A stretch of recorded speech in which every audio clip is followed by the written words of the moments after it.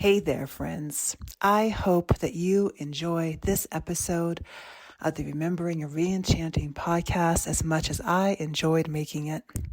I want to take a moment here at the beginning to extend a special offer, an invitation to you, our dear listeners, to join the Remembering course. Our next start date is going to be in middle of March. This is a powerful, deeply moving, and for many people, transformational experience into the heart of colonization, climate change, family histories, ancestors, and so many other critical intersecting pieces. Just visit our website, Sequoia Samanvaya. All the information is in the link below.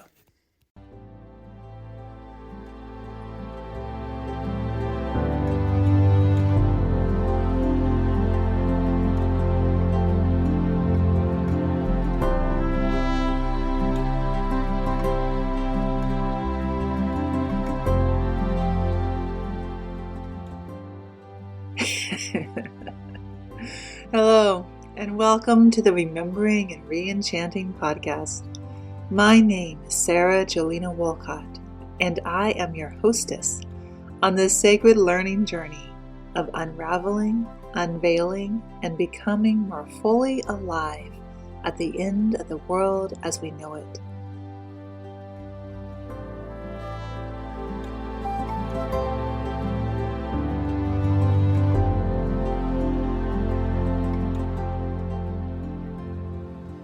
In this podcast, we offer up to you, dear listener, 3 forms of episodes to support your journey of remembering and ReEnchanting. First, conversations with amazing people. Second, storytelling. And third, mythcasting. This episode is a mythcasting episode, where I take a myth that has been around for many generations, told in many different ways, by different people, and retell it for our times.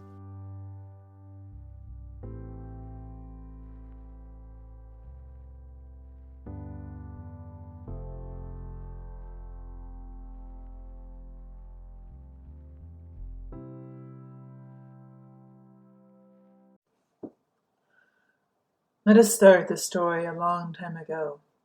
So long ago it makes yesterday seem far away. We little people cannot imagine night without day. But if you listen to the old songs, you might hear of a strand, the whispers of a time before the light came into the world. In those times, all was darkness.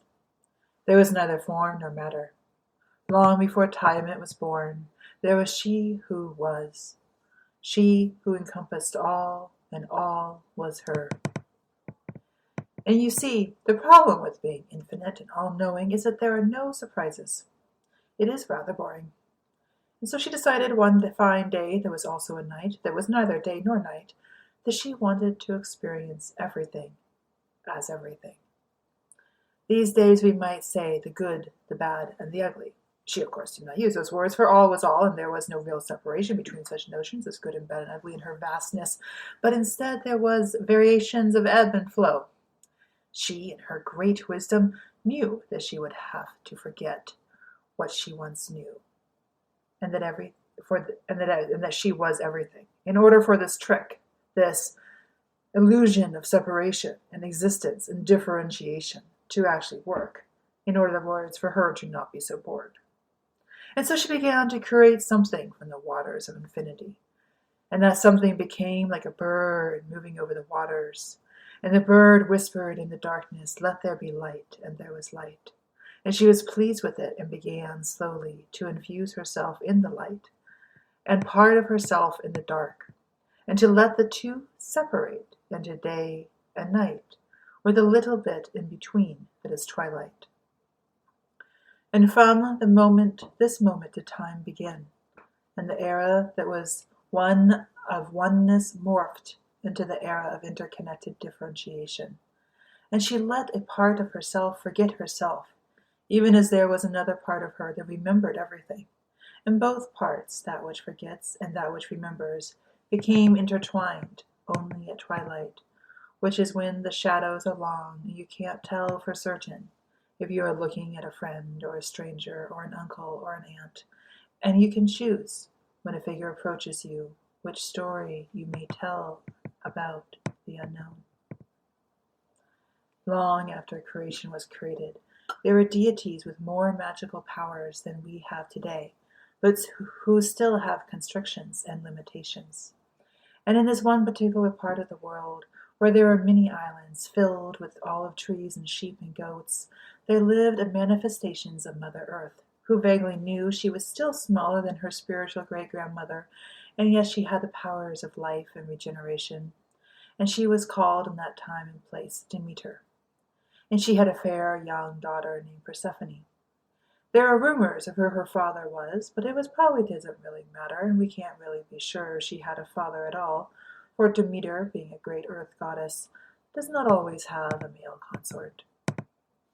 One day, Persephone was playing in the fields. It was a fine, bright day. She remembered, for years after she remembered that day, the way the sun was on the flowers beneath the oak, and the acorns that hung on the oak tree.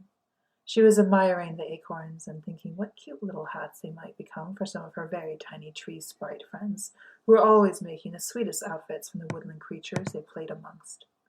And she started to talk to the oak tree itself, a great gnarly old creature whose roots went far deep into the earth, about how sweet were the acorns. Ah, yes, says the oak tree. That is because they are seeds, and seeds are filled with potential. But you know the seeds would not be possible unless my roots sunk into the ground. And she found herself wondering, half to herself and half out loud, what it might be like to be underground, like the root of a tree. It was not long after her mutterings that the ground itself opened underneath her, and she was sucked under. Now some say that Hades was the king of the underworld and had been watching her this whole time and wanted her for his wife, and had no interest in courting her or doing things the usual way, and so just wanted to take what he thought could be his. Others say she wanted to go, in the way that we want to go to that which is dangerous and foreign, and also do not want to go, for why would we leave all that we know and love? Others say that it was an accident and she slipped and fell down the rabbit hole next to the oak tree. Others say she walked for a long time and lost a hand in the process, or even two, and birds had to feed her to keep her alive, for she could barely feed herself, the handless maiden, until she found the doorway to the underworld and let herself down the long, dark pathway to what lies beneath. And then, even now, there are those who will say that she was barely lost at all.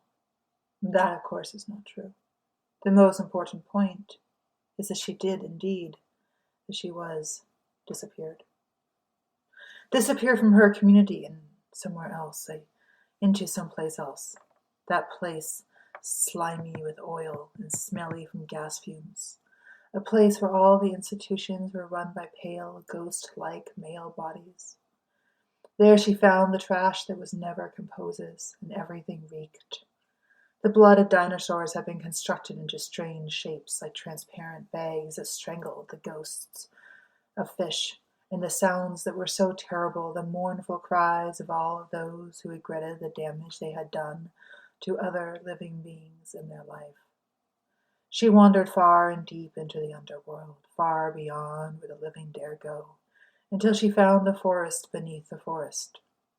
On top of the forest were the roots from the trees, and she wondered if one of them was her old oak tree, the one with the gnarly roots.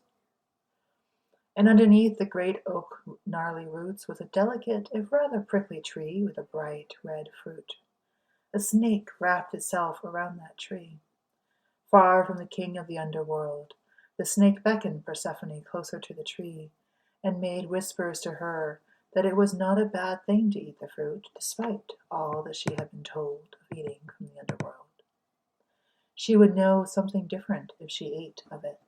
She would be changed. Her life would never be the same. But did she not want to know? Above ground, her mother, dear Demeter, was beside herself. Now you probably know the part of the story well, or at least you think you do. While Persephone went to the underground forest wherein she met the king of the dead and became his bride. Maybe she was raped, or maybe she chose to go, or maybe he was her father, and when she took a place by his side, she took a seat akin to her inheritance. She ate of the fruit of the underworld, and so she became of the underworld, and her mother, dear Demeter, hunted for her daughter. She looked under the great big stones covered with moss. She combed the bogs lining the moors.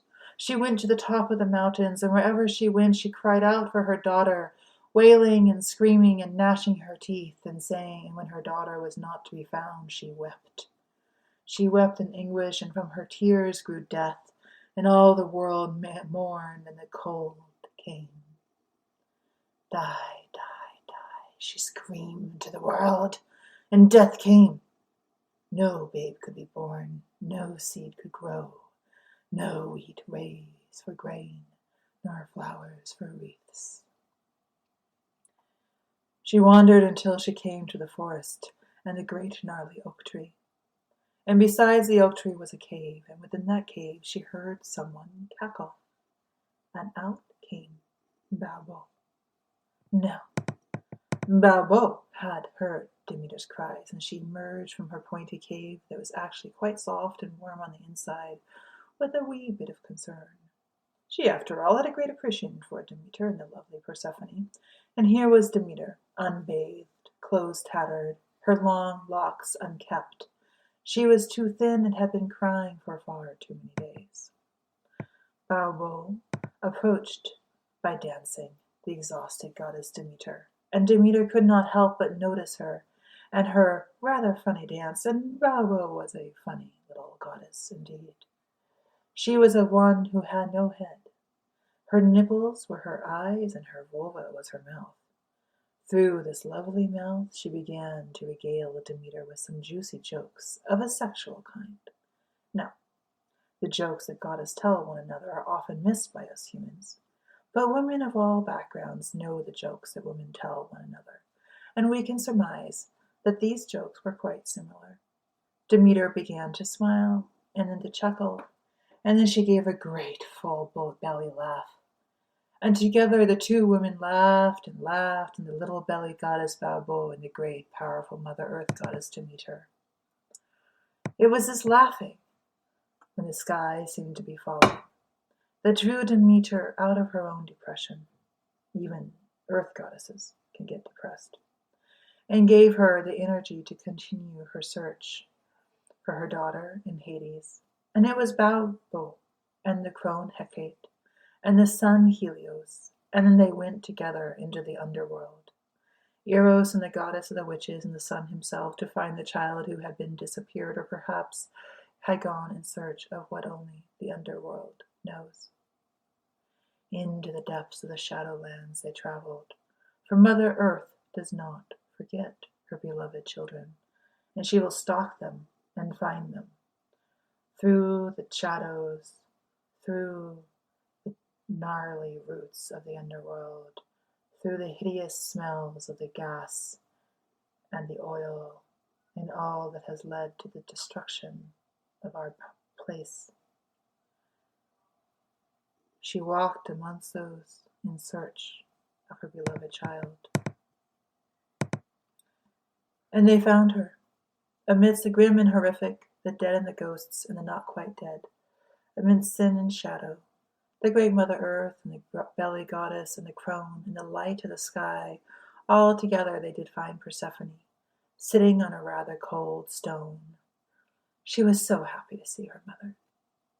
And Demeter eyed Hades, that old one, who in some of the even older stories is just another aspect of Demeter, for why is death separated from life after all? And in some of the even older stories, of course, there's only one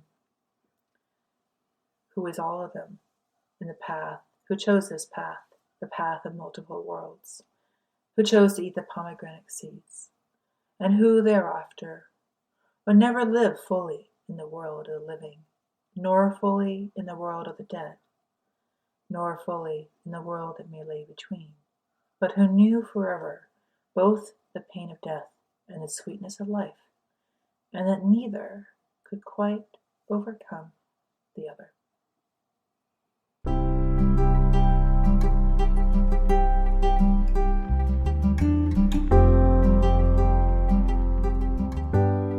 Thank you so much for listening to the Remembering and ReEnchanting podcast.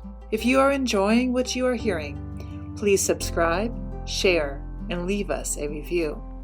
I am always happy to hear from you, dear listener, to continue finding ways to connect the disconnected and go deeper on your own journey of remembering and ReEnchanting with your communities, your organizations, and your families.